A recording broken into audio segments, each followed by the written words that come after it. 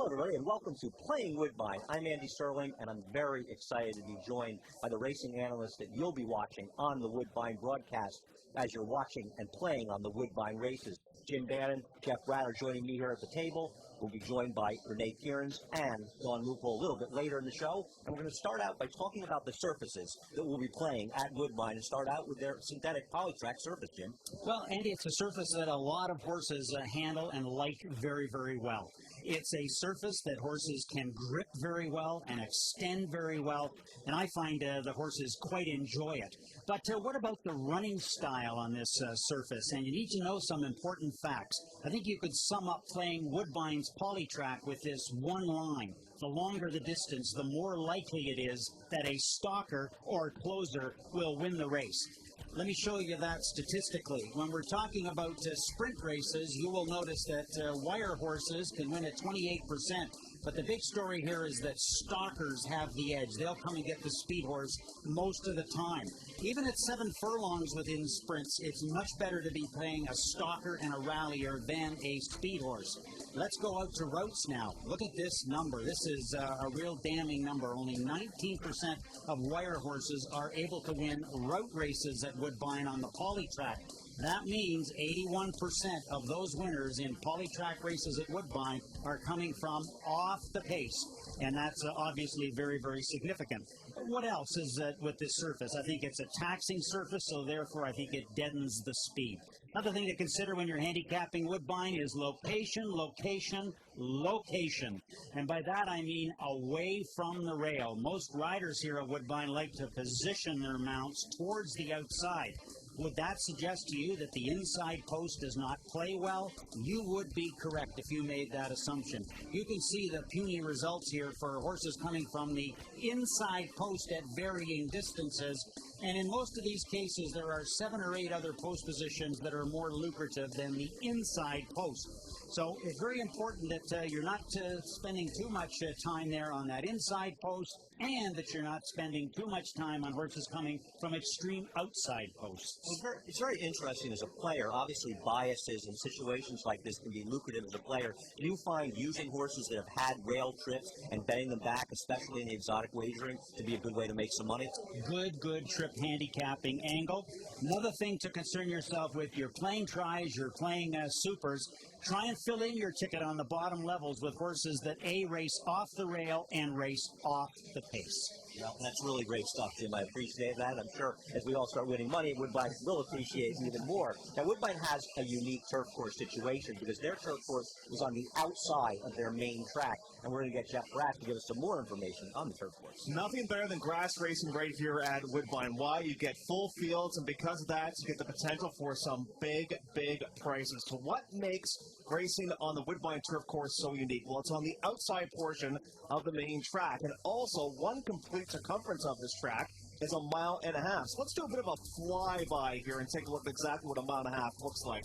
So if you want to do one complete circumference of this, well, you get that 1.5 miles distance, and then you get the longest stretch in North America to deal with, 1,440 feet. So what about plane races on the grass here? Well, sometimes the grass course is divided into different sections. For example, we'll have a portable rail that will sometimes be all the way in lane 5. Now, during the summer months, when it gets really hot here in Toronto, and the turf course is listed as firm, and that portable rail is way on the outside. I mean, look at this. We're all the way in lane 5. You want to play the speed horses because they'll just keep on going. Also, sometimes what happens here when the portable rail is way out like this and you get big fields, well, you get traffic jams. If you think you've got traffic trouble where you are, check out some of the traffic trouble these horses are going to have now because there's not much ground to work with in here. So sometimes when you get these big fields, you want to be close to the pace. You want to be in a position where you can dictate your own fortune. And sometimes you're trying to have a ground-saving trip along the inside. It's not going to work out very well at all. So why do we use the outside portions of the turf course a lot here at Woodbine? Because we want to save the inside for some of our marquee races like the Patterson Canadian International. Look at this, a full field, and pick a number, any number at the top of the stretch here. This is what makes turf racing at Woodbine so exciting. When there's no portable rail, these closers, they have a huge shot to do some damage here at Woodbine. And because of that, you have to adjust your handicapping accordingly. Watch where that portable rail is and watch what the condition of the turf course is too, because sometimes when that portable rail is out and the turf course is firm, speed will do very, very well. When it's yielding and the portable rail is not in effect, look for those closers because speed horse simply will not carry. So again, Andy, not only are you making trip notes when it comes to handicapping the Polytrack, you're also making trip notes for handicapping the turf as well. Do you find that there is a real horses can go from surface to surface with reasonable success because of the nature of the Polytrack being more turf-friendly surface? No question, especially with some of our Ontario stallions that we have here at Woodbine. You're getting stallions that sometimes are marked as turf stallions, but they have Polytrack feet as well. They can handle their surface very, very well. Do not worry about horses going from either surface. They tend to handle both surfaces rather well here in Toronto. Thanks a lot. That's great stuff, Jeff. Great stuff, Jim. We'll be back with the two of them with some more information later. But right now, we're going to head down and we're going to get some more information from both Dawn Lupul and Renee Kierans. Well, Andy, one of the things to consider if you want to play Woodbine is that turf to poly, poly to turf type of angle. We have so many turf stallions here in Ontario, and we've seen a lot of success with those horses moving over to the main track on the poly. Translates extremely well. If you see a horse in the entries that maybe has never run on the poly before but has really good turf form, a lot of times you can be pretty sure that that turf form is going to translate extremely well to the Polytrack. An example is a really nice filly by the name of Hard Not to Like. Last season, all her races were right here at Woodbine on the turf. Never had the opportunity to get on the Polytrack. But here she goes in a tough race. The Grade 1 Ashland at Keeneland in her most recent start. The form is maintained. Her mother was exactly the same way. Like a Gem, daughter of Tactical Cat, she won at a mile and a quarter on both the turf and the Polytrack, taking the Wonderwear and the Maple Leaf Stakes. So her daughter seems to be showing that same sort of versatility. An advantage of having those two surfaces is that when a race with a big field gets washed off of the turf because of the conditions onto the main track, the Polytrack, very few horses opt to scratch anymore because, for the most part, they know that their form is going to be maintained. Now, the only dynamic that might change there is the fact that, depending on which lane you're in on the turf, could be either speed favoring or closers. Polytrack, though, for long races, I would say 80% of the time is a stalkers and closers type of track. Another angle that you want to watch for when horses are moving from one surface to the other, out of the money on turf, they get over to the Polytrack. A lot of times, again, perhaps because of those different dynamics on both surfaces, they can be right there, and it might be the type of horse that you want to throw in on a ticket, Don. Throw them in on the ticket. Throw them in. That's what we're talking here at Woodbine. You're getting full fields. You get tons of betting opportunities. You don't get that many scratches, which is fantastic. So you can head into a card with your handicapping done and have a chance to play your horses. One angle I'm going to look at is some certain jockey-trainer sort of relationships. Now, you've got a whole card coming up. Where can you key in? Maybe single some horses in the pick 4. Luis Contreras is leading rider from last year. He's already off to a good start. He's always off to a good start. And this is a guy who's going to ride every race. I'm keying in on a guy who's not going to ride every race anymore because he's earned the opportunity to pick his spots, and it is Patrick Husbands. He's been the leading rider here at Woodbine in the past. He wins a lot of stake races. He just plain wins a lot of races. When Patrick Husbands teams up with top trainer Mark Cassidy, they win about 26% of the time. That average goes up with allowance horses.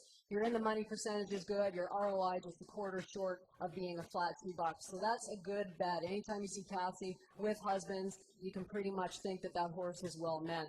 Roger Atfield, one of our leading trainers here in terms of money earned, with Patrick Husbands. Now you get 29% wins, an ROI now of $1.91, and they're going to team up and win a lot of stake races. Roger uses Patrick when he's got a horse that's really well meant and ready to win. Terry Jordan, a lesser-known trainer, he has a very high percentage with fewer horses. When Terry Jordan uses Patrick Husbands, now the wins climb to 35%. The ROI is just over that $2 threshold at $2.01. They're going to win a lot of races together. Terry, when he switches from a different jockey and goes to Patrick Husbands with a horse, that horse is meant to do good that day. It's very rare that the horse isn't going to finish top 3, and it's very rare that that horse isn't going to win. So when you're faced with 10 races from Woodbine, cards are full, the fields are full, and you want to narrow in on just a few different angles, the Patrick Husbands and the top trainer angle is usually a good one. It's one that you can, sort of just in. We're looking for little kind of easy things to do sometimes. You know, you can get overwhelmed with that information. You want to take some easy steps, again, to key horses in your pick fours and pick threes and in your vertical wagers as well. Andy, lots to learn here at Woodbine. Thanks, Renee and Dawn, and we look forward to hearing more from you on the Woodbine simulcast signal throughout this race meeting. And I'm back here with two gentlemen you'll also be hearing more from, Jeff and Jim. We have some more questions on what's going on here at Woodbine. Two-year-old racing will play a big part of the racing here at Woodbine, Jim, and fill us in on who to look for in those races. Well, Andy, it's important to note that we start our two-year-old races. We go short distances, we graduate out to longer venues, and then we introduce turf as well. By the time we get to the autumn racing, the big money races leading up to the Breeders' Cup are taking place here. If you're looking for trainers that do well with juveniles, here's a list for you to follow.